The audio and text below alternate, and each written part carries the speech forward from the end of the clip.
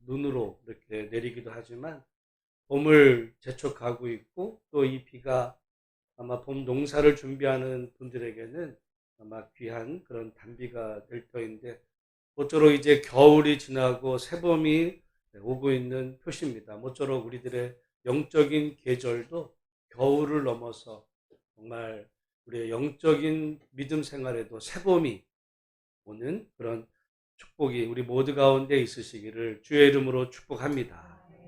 우리가 사도행전 말씀을 요즘 함께 살피는 가운데 사도행전은 제가 처음 시작할 때 말씀드렸지만 성령 행전이고 기도 행전. 모쪼록 올 한해 사도행전을 살펴가는 가운데 여러분 모두가 정말 성령으로 충만해지시고 기도의 사람으로 더 든든히 세워져가는 은혜가 있기를 간절히 소망합니다. 우리가 지난주에 성령으로 충만했던 베드로와 요한이 성전에 올라가다가 이제 제9시 기도 시간에 그때 성전 미문에 앉아있던 나면서부터 안진뱅이 된 사람을 이제 일으켜 세웠어요. 그러자 많은 사람들이 이제 놀래서 그 베드로와 요한을 바라봅니다. 그때 베드로가 이제 일어나서 설교를 해요. 여러분 사실 사도행전에는 베드로의 설교가 계속 나와요. 오순절날 성령이 강림하고 나서 베드로가 설교합니다. 그때 많은 사람들이 회개하고 돌아오는 역사가 있었죠. 그래서 3,000명이 돌아왔다.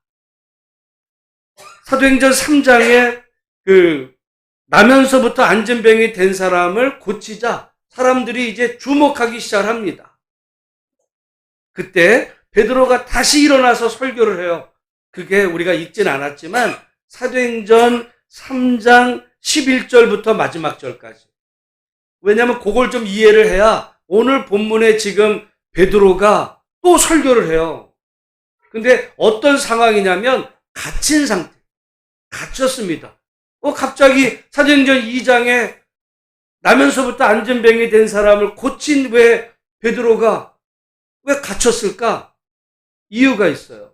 그것이 이제 베드로가 나면서부터 안진뱅이 된 사람을 고치자 사람들이 이제 주목을 하는데 그때 베드로가 일어나서 뭐라고 설교를 하냐면 3장 12절 말씀 같이 한번 읽어보겠습니다.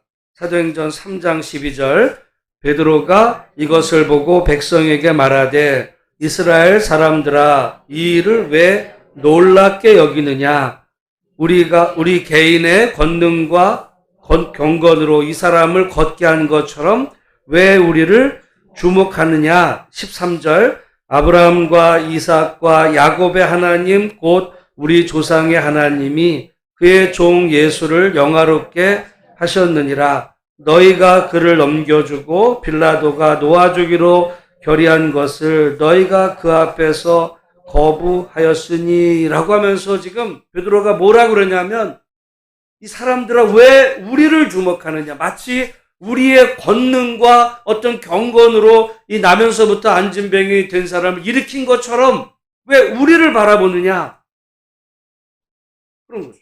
여러분 이게 우리가 쉽지만 결국 나면서부터 안진뱅이 된 사람을 누가 일으켜 세운 거야? 누가 세운 거야? 베드로와 요한이 했잖아요. 그러니까 사람들이 베드로와 요한을 지금 바라보는 거야. 야, 대단한 사람들이다. 그럴 때 보통 같으면 어떻게 합니까? 대단하긴 뭐. 기도하면 돼. 아마 보통 사람들은 우쭐해가지고 말이죠. 그렇게 반응했을 거예요. 여러분 아닐 것 같죠? 역사적으로 보면 수많은 특별히 한국교회 이단들이 그렇게 해서 출발해요. 제가 볼 때 어떤 이런 신유의 어떤 은사 없이도 이렇게 큰 정말 이단을 이룬 거는 제 생각에 몇 가지 있지만 대표적인 게 신천지예요. 이만희가 그랬다는 얘기는 거의 없어요. 거의 그거는 이제 어떤 그 교리적인 이런 부분이었는데, 우리가 잘 아는 대로 한국교회 가장 대표적인 사람 가운데 누가 있어요? 박태선. 박태선 이단은요, 능력자였어요. 능력자였어요. 나중에는 어느 정도 능력했냐면, 박태선 거기서 정말 생수를 팔아가지고 생수만 먹어도 말이죠. 와서 기도가 아니라 물만 받아 먹어도, 안수한 물만 받아 먹어도 난다. 사람들이 그러던 시절이 있었어요. 구름대 같이. 다 사람들을 아마 박태선도 처음부터, 박태선도요, 장로였잖아.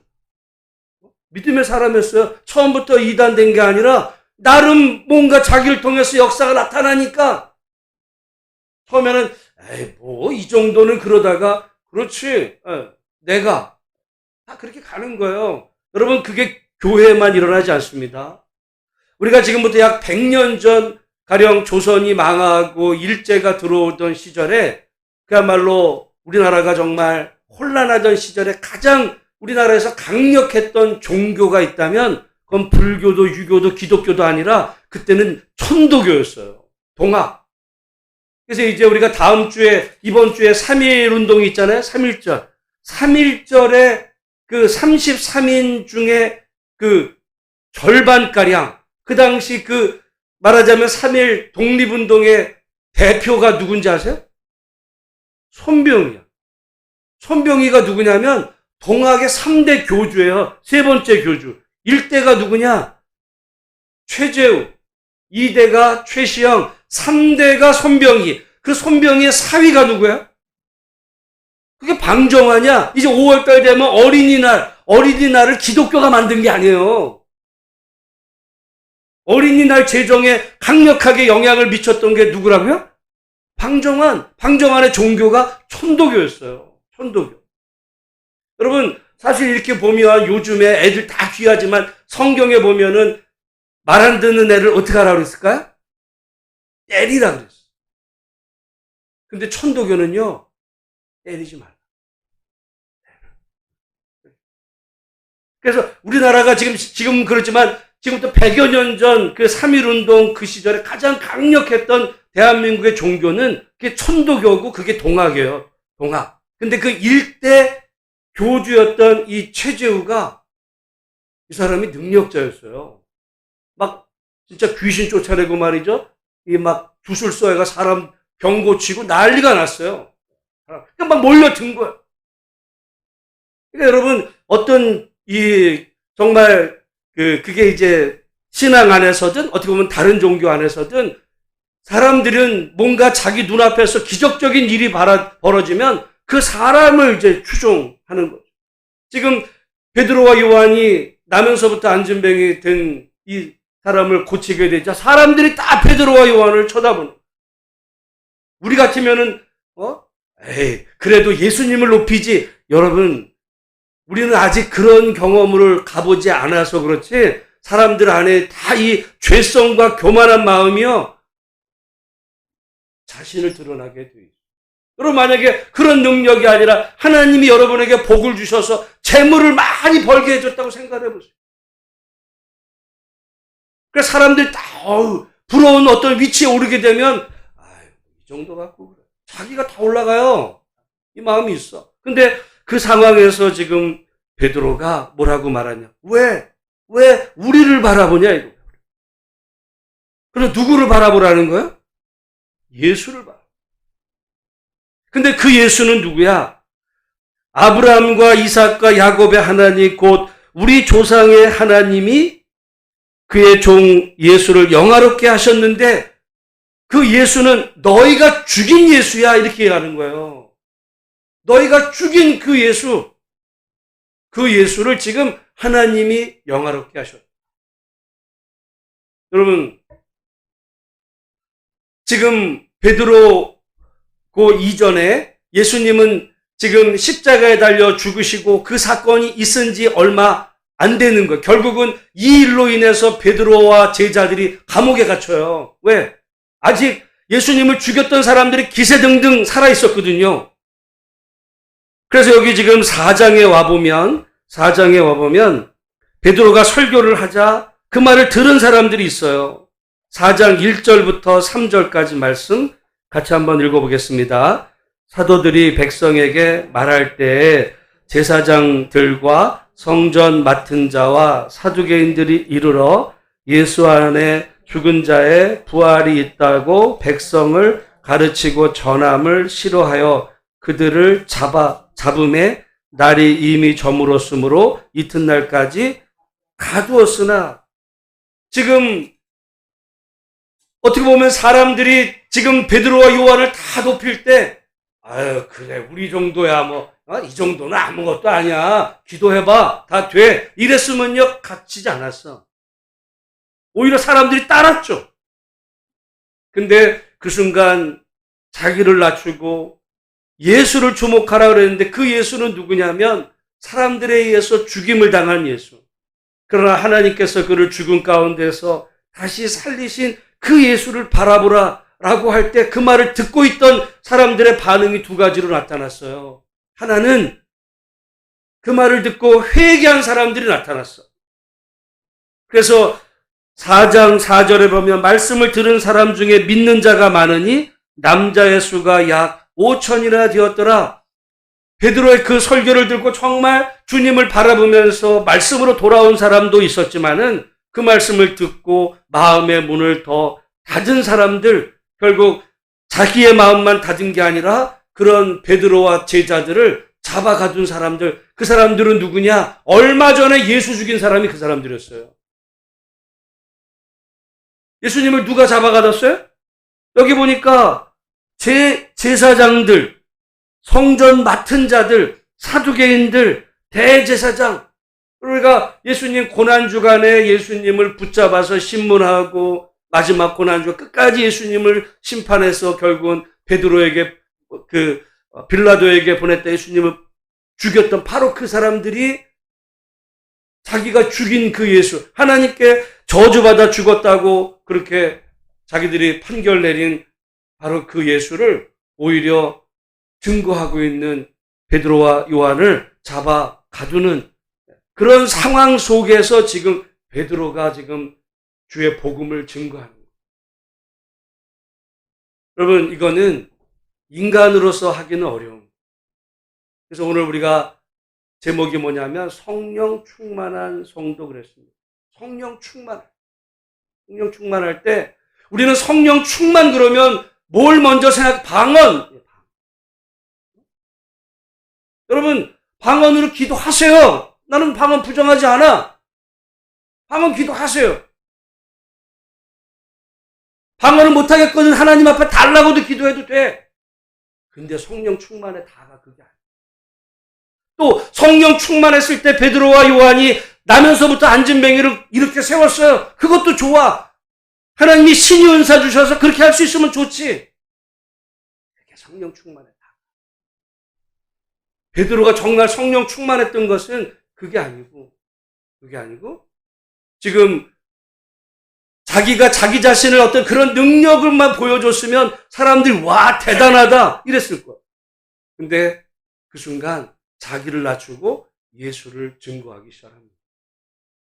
근데 지금 어떤 상황이냐? 예수님이 바로 그런 이유 때문에 죽임을 당한 그런 똑같은 그 예수님의 길을 걸어가는 거예요. 여러분, 성령 충만하다는 게 우리 자꾸 무슨 신유은사, 무슨 성령 막 기도, 어떤 골방 안에서만 충만한 거야. 나가서는 입 한번 입을 못 열어. 그게 아니고 베드로는 자기가 지금 그 상황에서 예수님을 증언할 때 결국 그 일로 인해서 예수님이 가셨던 십자가 고난의 길을 걸어갈 수 있다는 걸 분명히 알았음에도 하나님의 영으로 충만했을 때 회피하지 않고 그 길을 걸어갑니다. 그게 더 중요합니다. 방언 못해도 돼. 신의 음사 없어도 돼요.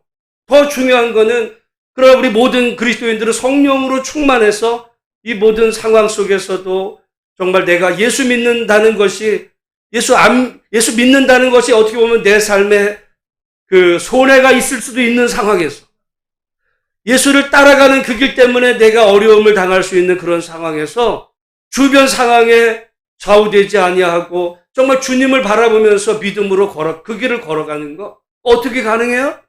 그게 성령 충만할 때 가능한 거예요.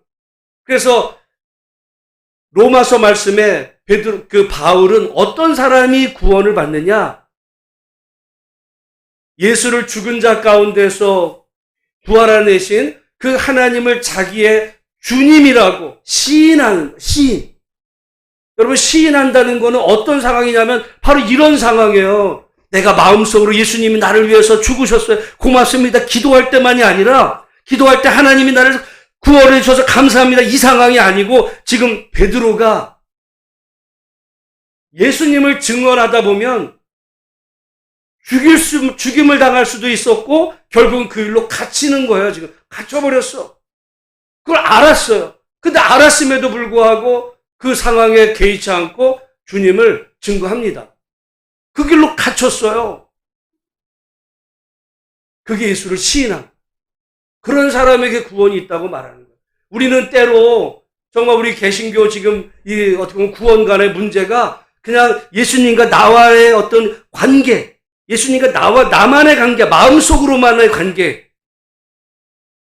그렇지 않아요. 마음속의 관계만으로 끝나는 게 아니라 지금 그런 예수님을 내가 믿음으로 걸어가는 일 때문에 내가 손해를 당해, 내가 어려움을 당해도 그 속에서 믿음을 변치 않는, 그게 진짜 믿음이에요. 왜 마음속으로만 정말 예수님이 나의 구주십니다. 이거는 전제가 되고 정말 내가 어떻게 보면 테스트죠. 그 사람이 정말 구원받은 믿음의 사람인지는 그런 어떻게 보면 정말 예수 믿는 것 때문에 말씀대로 살아가는 게 그에게 손해가 되고 어려움이 찾아와도 개의치 않고 정말 주님 바라봄으로 내가 믿음의 길을 택하며 걸어갈 수 있게 하시는 바로 그이가 그 안에 이미 역사하시고 그를 하나님의 자녀 삼아주신 그런 하나님의 놀라운 은혜인 줄로 알고 성령 충만하여 이 마지막 시대에 정말 예수만을 따라갈 수 있는 믿음의 성도들이 다 되시기를 주님의 이름으로 축복합니다. 어떻게 보면 한국교회는요, 교회 안에서만 성령 충만해. 기도할 때 예배 드릴 때 성령으로 충만해. 근데 내게 손해가 되는 상황에서는 타협을 하는 거죠. 그 얘기가. 베드로는 그렇게 됐으면은, 여러분 타협했으면은 이런 설교할 필요가 없어. 지금 감옥에 갇힐 필요도 없어요. 오히려 사람들이 와 베드로 대단해. 나도 좀 고쳐줘. 뭐 다른 사람 아픈 사람 다 줄줄이 데려왔을 거야. 베드로는 뭐라 그래요? 왜 우리를 바라봐? 우리를 바라. 예수를 바라보라고 결국 주님을 증거하는. 여러분 성령 충만. 여러분 성령이 하시는 일은요 언제나 다른 분을 높이는 거예요. 성령께서는 자기를 드러내지 않습니다. 그래서 성령은 어떻게 보면 수줍음의 영이라고 그러기도 해요. 성령은요, 하나님을 높이고 성령은 그리스도를 높여요. 그래서 성령을 하나님의 영 또는 그리스도 영이라고 그렇게 칭합니다. 성령은 자기를 높이지 않아요. 성령 충만한 사람은 자기를 높이지 않아. 어떤 사람이 성령으로 충만해서 능력, 신윤사 100% 가졌다고 해가지고 자기를 드러내는 사람, 그건 성령 충만, 그건 마귀야. 박태선에게 들어간 영이 성령이겠어요? 처음에는 성령일 수 있어요. 그 교만이 마귀로 바뀌는 겁니다. 여러분, 오늘 우리가 그런 의미에서 보면 우리는 막 어떤 보이는 능력, 기도할 때 무슨 방언, 신유, 무슨 은사 있으면 좋죠. 부정하지 않아. 더 중요한 거는 정말 내게 손해되는 그 상황 속에서도 오직 주님이 나의 주인님이십니다 하고서 그 길을 걸어가고 또 하나님이 여러분에게 능력 주시고 어떤 일을 잘 되게 해주셔서 다른 사람들보다 여러분이 더 잘 됐을 때 우쭐하지 않고 겸손하게 주님을 높일 수 있는 바로 그 사람이 성령으로 충만한 사람이라는 사실을 여러분 기억하고 이 마지막 시대 성령 충만한 우리 모든 성도들이 다 되시기를 주님의 이름으로 축복합니다. 지금 베드로가 성령이 충만해서 3장에도 설교했는데 여기 지금 4장에 와서 또 설교해요. 우리 8절 말씀 8절부터 한번 읽어보겠습니다. 시작. 이에 베드로가 성령이 충만하여 이르되 백성의 관리들과 장로들아, 만일 병자에게 행한 착한 일에 대하여 이 사람이 어떻게 구원을 받았느냐고 오늘 우리에게 질문한다면 너희와 모든 이스라엘 백성들은 알라. 너희가 십자가에 못 박고 하나님이 죽은 자 가운데서 살리신 나사렛 예수 그리스도의 이름으로 이 사람이 건강하게 되어 너희 앞에 섰느니라. 아멘. 그러면서 지금 이렇게 된 그 일은 너희와 모든 이스라엘 백성들은 알라.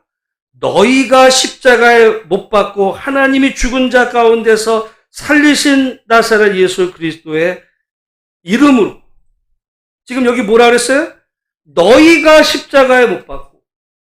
너희는 지금 예수님을 죽였다 이거예요. 그래서 지금 여기 아까 우리 5절, 6절에도 보면, 그죠? 이튿날 관리들과 장로들과 서기관들이 예루살렘에 모였는데 대제사장 안나스와 가야바와 요한과 알렉산더와 및 대제사장의 문중이 다 참여하여 바로 이 사람들이 예수님을 마지막 그 신문하시고 신문하고 결국 예수님은 이런 놈은 죽여야 돼. 이래가지고는 결국 빌라도에게 넘겨서 죽음으로 몰아갔다. 바로 그 사람들 앞에서 지금 예수님을 얘기하는 거예요.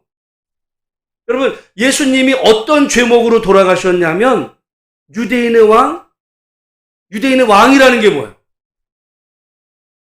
그건 반역죄입니다. 제가 이거 금요일날 우리 성도들에게 말씀드렸는데 예수님 죄목은요, 십자가는 아무나 십자가에 죽이지 않았다고 그랬어요. 딱 두 종류의 사람만 십자가에 죽여. 첫 번째는 도망친 노예가 도망을 쳐. 살인한 노예가 아니에요. 살인한 게 아니라 도망친. 왜 도망쳐요? 노예제라고 하는 그 시대의 경제체제를 부정한, 오늘날은 자본주의 경제체제를 부정하는 게 미국에서는 어떻게 보면 제일 큰 죄. 여러분, 미국에서 어떤 사람이 살인을 했어. 어떤 사람이 살인했어요? 근데 어떤 사람이 주가 조작을 했어. 여러분, 미국에서 재판을 때릴 때 살인죄에 해당하는 사람의 형벌이 높을까요? 주가 조작한 사람의 형벌이 높을까요? 네? 왜 그런지 아세요? 우리 같으면 살인, 남을 죽였는, 아니요. 죽인 사람 3, 40년 때릴 수 있어. 주가 조작은 100년 이상이에요. 왠지 알아요? 자본주의 질서를 무너뜨렸다. 그래서 이번에 우리나라 권태영인가? 무슨 루나 저 코인 해가지고 한 사람, 얘가 우리나라에서 재판 받으려고 그러자. 미국 가면 걔는 100년 이상이 죽을 때까지 못 나와. 그래도 살다 보면은 나이 늙으면 봐주지 않아요. 그냥 늙어 죽으라고 냅둬. 이 자본주의 질서를 깨트리는 게 이 미국에서 가장 최악의 벌이에요. 살인죄보다 더 높아. 로마는 그러니까 노예 제도를 부정한 도망친 노예는 십자가. 그리고 두 번째 십자가에 누가 달리냐면 이제 반란법, 반역죄, 반란.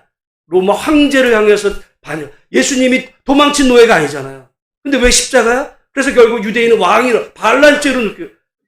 여러분, 우리나라 같았으면은 다른 죄보다도 조선시대의 반역죄를 지은 사람의 형벌은 어떻게 했냐면 목을 잘랐어요. 목을 자르고 광화문에다 그 목 걸어놨어. 지금 베드로의 상황이 딱 그거예요. 바로 얼마 전에 자기의 어떻게 보면 스승과 주님인 예수님이 그 십자가형에 죽으셨는데 바로 예수님을 죽인 그 사람들은 너희가 예수님 죽였다 이렇게 얘기하는 거예요. 인간적으로 보면 그건 뭐예요? 미친 거야. 미친 거예요. 죽으려고 작정한 거야, 한마디로. 근데 어떻게 이런 설교할 수 있었다고요? 베드로가 뭐가 충만하여?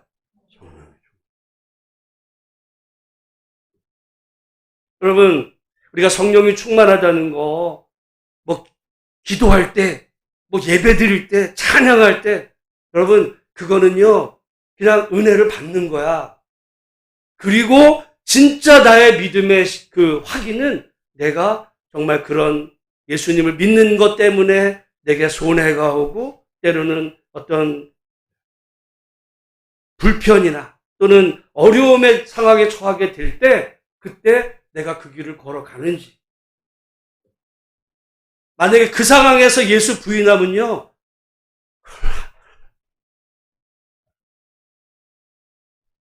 믿음이 아니에요.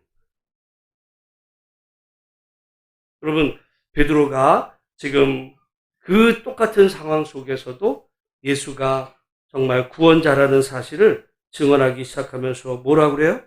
12절 말씀 다시 한번 읽어보겠습니다. 시작. 다른 이로서는 구원을 받을 수 없나니 천하 사람 중에 구원을 받을 만한 다른 이름을 우리에게 주신 일이 없음이라 하였더라. 아멘. 여러분, 남일이라고 쉽게 보지 마시고요. 만약에 내가 베드로의 상황 가운데 있었으면 나는 어떻게 반응했을까? 한번 생각해 볼 필요가 있어요. 나는 베드로 상황 가운데 있었을 때. 아마 보통 같으면 피하겠죠. 예수님 잡히시던 밤에 베드로가 부인했던 거죠. 근데 베드로는 그 길을 걸어갔어요. 살아날 줄로 알고 그랬던 게 아니에요.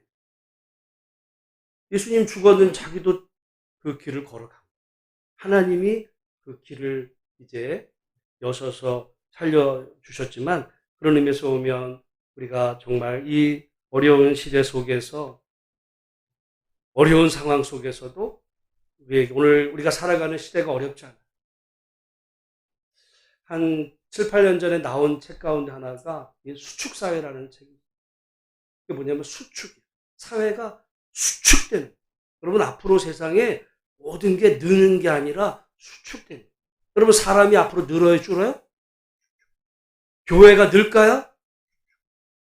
모든 게 다 수축돼. 살기 어려운 시대. 얼마 전에 우리 목회자들 세계에서 어떻게 보면 약간 논란이 된 게 하나 있어요. 뭐냐면 목회자의 이중직이 뭐냐면 목사가 다른 직업을 가질 수 있냐. 이걸로 논란이 일어났어요. 그래서 어떻게 보면 정말 한국 교회 좀 원로 은퇴였던 이런 분들 중에 무슨 이중직이야? 어려워도 그 상황에서 하나님 바라봄으로 견뎌내야지. 이렇게 말한 분들이 있었어요. 내가 볼 때 그분은 배부른 소리야.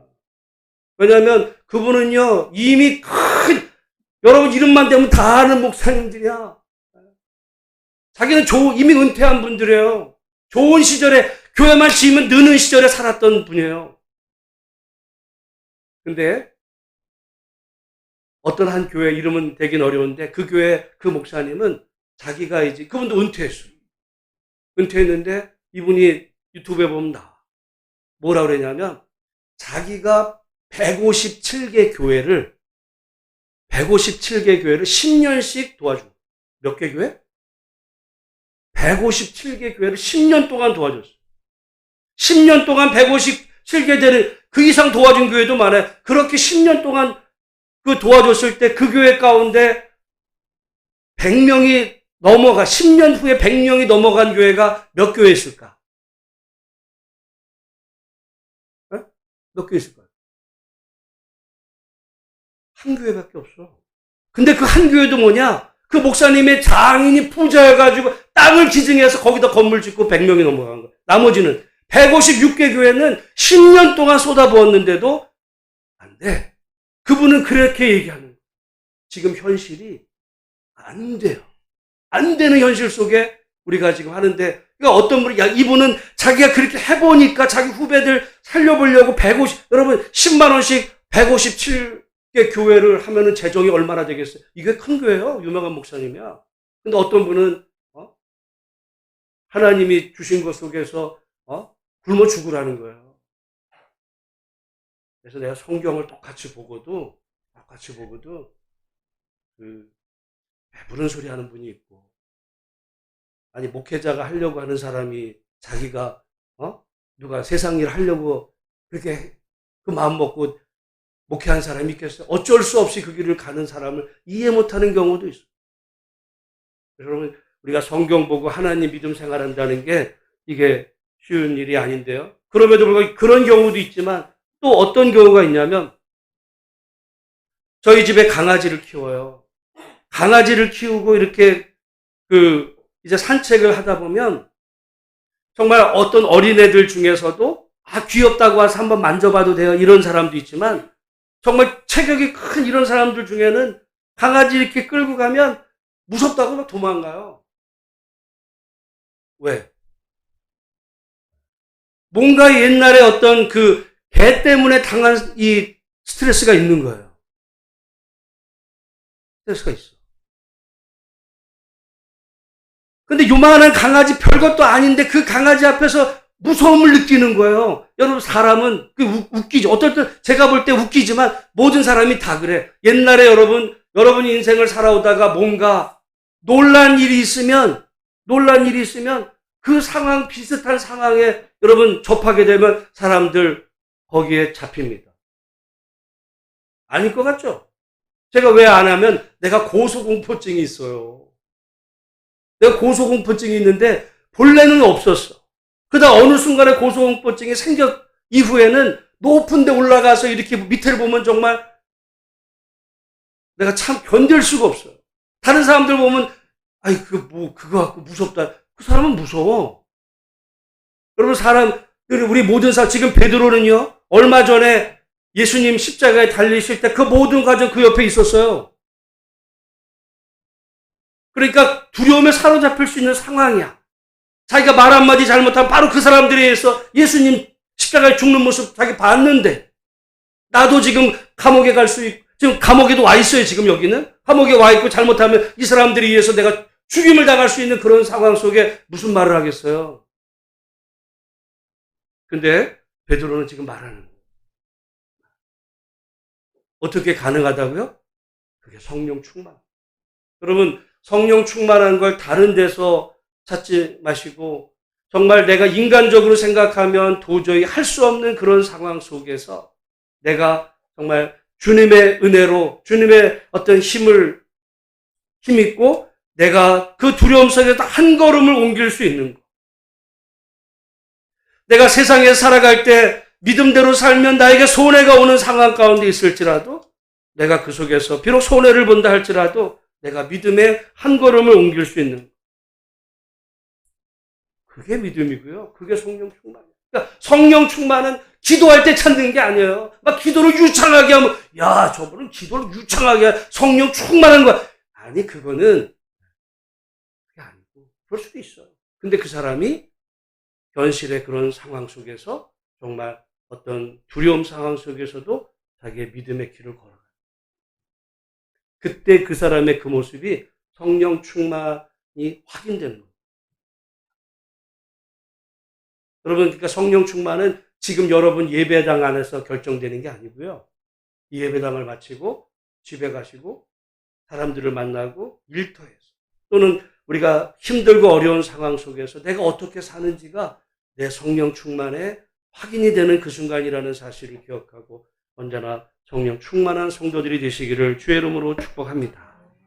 지금 베드로가 설교를 해요. 자, 그 다음에 지금 결국 하나님께서 여기 지금 23절 말씀, 4장 23절 말씀 같이 한번 읽어봅니다. 시작. 사도들이 노임에 그 동료에게 가서 제사장들과 장로들의 말을 다 알리니. 베드로가 그렇게 성령 충만해서 말했을 때 예수님처럼 지금 죽임을 당한 게 아니라 노임을 당했어요.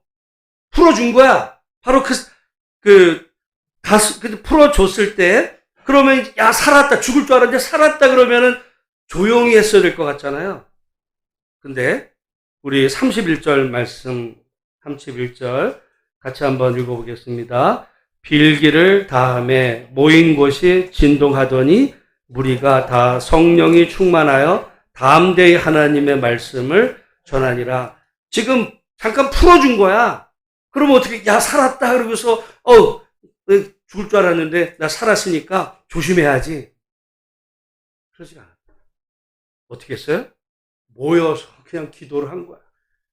어느 정도 기도했냐면 모인 곳이 진동할 만큼 기도를 했어요. 나 잡아가라는 거예요. 나 잡아가라.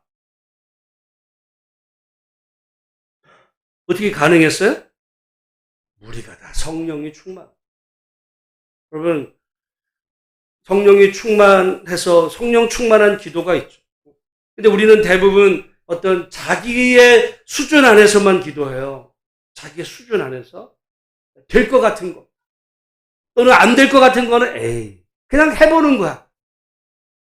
근데 성령 충만한 그런 기도는 내가 할 수 있어서가 아니라 나는 할 수 없지만 하나님의 뜻 가운데 하나님이 이루실 거를 믿고 정말 현실의 조건은 어려워도 하나님 앞에 담대히 구하는 바로 그 기도가 성령 충만한 성도의 기도라는 사실을 기억하고 하나님 앞에 기도할 때 여러분 성령 충만함으로 구하시기를 주의 이름으로 축복합니다. 어떻게 보면 기도 제목이 어떻게 보면 담대한 거예요. 기도 제목이. 솔직히 말해서 우리 예수소망교회 기도원 300용사를 주옵소서 아마 성도들 가운데 아유 목사님 무슨 300여 아까 목사님 157개 교회 중에서 100명 넘는 교회가 하나가 있고 그것도 어쩌다가 그렇게 돼서 그렇지 그게 현실이 되겠어요? 다 그런 생각이 들 거 아니에요 머릿속에. 그건 자기 수준으로 기도하는 거니까요. 성령 충만하게 기도한다는 게 무슨 막 방언으로 뭐 통성 그렇지 않죠. 하나님 앞에 하나님께서 이 교회를 세우시고 그리고 정말 이 교회를 통해서 땅끝까지 복음 전하라는 사명 하나님께서 이루실 줄로 믿고 우리가 지금 바라보이는 어떻게 보면 보이는 지금의 모습은 뭐 초라해 보일지 모르지만 여러분 하나님께서 이루실 미래를 바라보며 또 목사님이 그렇게 해서 기도하자고 그랬으니 여러분이 기도할 때 정말 믿음의 눈으로 하나님 앞에 하나님의 은혜를 구하며 담대하게 성령에 충만하여 구할 때 이루시는 일은 하나님이시니 하나님께서 그렇게 해 주실 줄로 믿습니다. 자, 오늘 본문의 세 번째로 결론적으로 여기 지금 또 담대하게 믿음 생활을 그러니까 처음에는 담대하게 주의 복음을 증거해요. 담대하게 하나님 앞에 기도해요. 또 담대한 모습이 우리 32절부터 같이 한번 읽어보게 32절 읽습니다. 시작. 믿는 무리가 한 마음과 한 뜻이 되어 모든 물건을 서로 통용하고 자기 재물을 조금이라도 자기 것이라 하는 이가 하나도 없더라. 그러니까 모든 물건을 서로 통용하고 자기 재물을 조금이라도 자기 것이라 하는 자가 없을 막 물질에 대해서 담대해진 거예요. 여러분 사람은요 언제나 다른 거는 몰라도 자기 물질 자기에 대해서는 이렇게 인색하게 마련인데 지금 베드로와 이 교회가 성령으로 충만하여 정말 복음을 증거할 뿐만 아니라 서로가 한 마음이 돼서 그렇게 물질을 조금이라도 자기라 하는 이가 없게 되었을 때 34절에 보면 그 중에 가난한 사람이 없으니 이는 밭과 집 있는 자는 팔아 그 판 것의 값을 가져다가 사도들의 발 앞에 두매 그들이 각 사람의 필요를 따라 나누어 줍니다. 여러분 물질에 있어서도 그들이 담대합니다. 내가 모아서 부자 돼야지. 그게 아니고 이 물질에 있어서도 하나님이 책임지실 거를 믿고 하나님 앞에 물질 생활에 담대합니다. 여러분 지금 세 가지 모습의 담대한 사도행전 4장에 베드로는 그 죽음의 위협 앞에서도 정말 예수가 주님이시다. 담대하게 고백을 해요. 두 번째로 어떻게 보면 잡혀 또 들어갈 수 있는 상황 가운데 간절하게 기도를 합니다. 그리고 세 번째는 정말 이 물질에 있어서 물질의 주인이 하나님이신 줄로 알고 그 물질에 있어서 했을 때 정말 성령의 놀라운 역사가 이후에 이 예루살렘 교회를 통해서 땅끝까지 복음 전하는 그런 통로가 된 것을 우리 보면서 여러분 성령 충만한 그럼 우리 성령 충만을 다 원하시잖아요?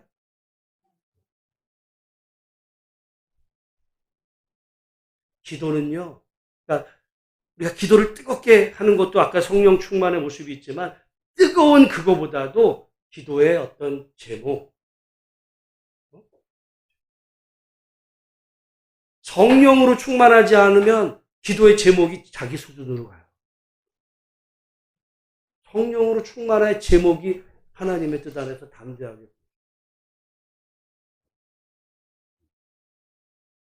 저는 우리 이 시대에 그러면 성령 충만의 반대는 뭐냐?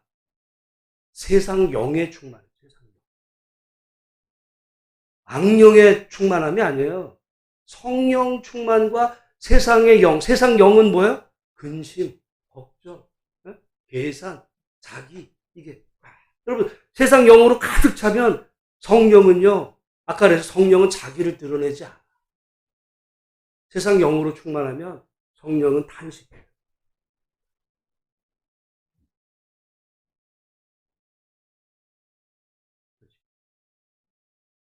심해지면 소멸도 됩니다. 성령 소멸한다. 세상 영으로 충만. 그러니까 내가 여러분 온통 내가 뭐 하는 게 다 세상 염려 근심으로 내가 꽉 차 있다면 성령은 내 안에서 탄식합니다. 그리고 표현이 좀 그렇지만 소멸되어 가는 과정. 불이 꺼지는 거죠. 꺼지는. 진짜 문제는 그렇게 꺼졌는데도 자기가 지금 성령의 사람이라고 생각. 그건 착각입니다. 그래서 영적으로 죽었다는 거예요. 그래서 무슨 영이 죽었다는 게 딴 게 아니고 이 세상 생각만 가득한 세상. 여러분, 그런 의미에서 우리 사도행전 4장 어떻게 보면 불과 얼마 전까지 바로 베드로가 그런 사람이었어요. 베드로가 성령이 아니라 세상 영으로 충만했던 사람이야. 예수님 부인하고 도망쳤던 사람이고 예수님 따라가면서도 누가 크냐고 자기가 커보려고 맨날 그랬던 사람이고 기도하러 했더니 졸고 이랬던 사람. 그 베드로가 지금 오늘 갑자기 바뀌어가지고 성령 충만한 사람.